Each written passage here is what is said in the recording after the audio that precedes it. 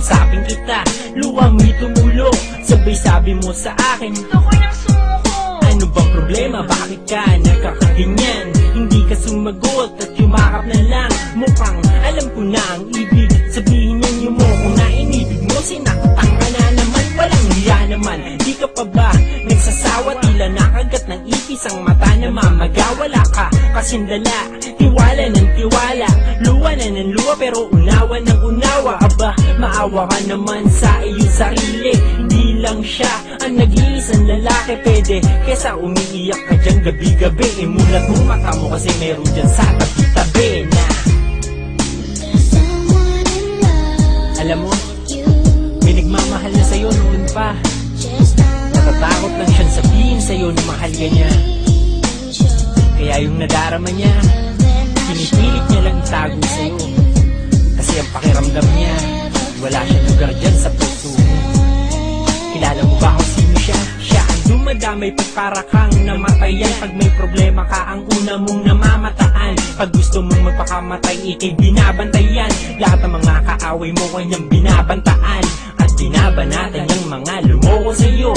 Siya yung sinabihan mo ng Ayoko sa'yo. nung minsang dinaan niya, sa biro ang nadarama. Ang sinagot mo sa kanya, Ang drama mo ah. di mo siya sineryoso kasi puro siya kalokohan. Pero kung alam mo lang ang nasa kanyang kalooban, ayaw niyang sabihin, baka siya'y iyong katakutan. O di naman kaya baka siya ay mabatuan. Alam niyang ang turing mo sa kanya ay kaibigan, pero ang nadarama niya di niya kayang kalimutan. Gusto niyang ipagsigaw ang iniibig ka niya, pero kung sarado tenga mo, madidinig mo ba siya?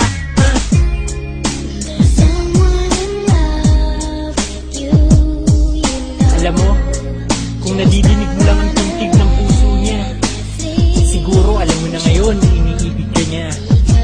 Kung nagbigay ka lang sana ng kahit konting atensyon, nalaman mo na sana na mahal ka na niya mula pa noon.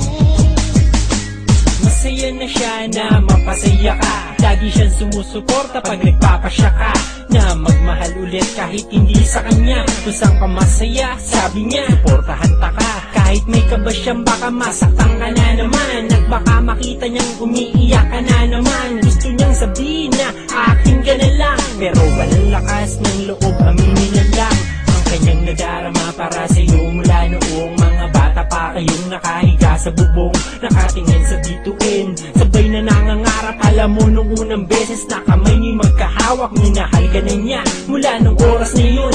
Di nagbago yun mula noon hanggang ngayon. Ang tagal na panahon niyang nilihim ito sa'yo, pero ang taong nagmamahal na yun sa'yo, ako. Oo, ako nga.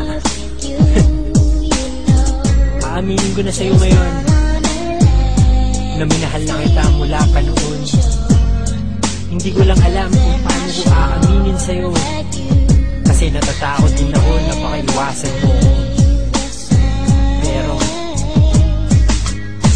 hindi ko na kayang itago pa to, kaya gumawa na lang ako ng kanta para sa'yo, para namang kahit papano malaman mo kung ano talaga ang tunay kong nadarama. At yun ay mula pa noon hanggang ngayon.